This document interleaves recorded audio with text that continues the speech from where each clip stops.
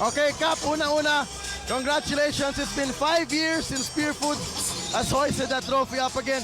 Alam mo, napakabata ng team ninyo, especially since wala si Coach Eric, wala si Andy, wala si Boyet, wala si Noy. How was it like leading this young team all the way to the finals? Yun na, kami ni paring Ronnie. Just to thank the Lord for this victory.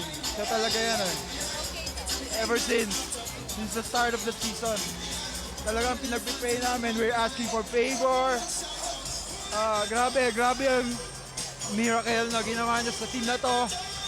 And we just offer our game, every game, our lives, this team, our careers, our families, even the supporters sa kanya. Talaga, para sa kanya to Kaya dinededicate namin to sa kanya. And of course, the never give up attitude of the team.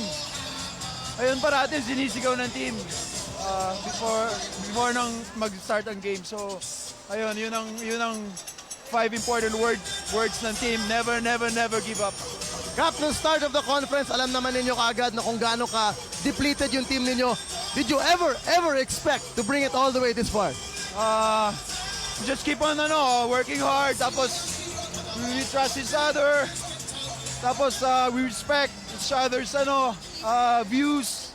Saka yung laro, ganun, dun, pagdating sa court.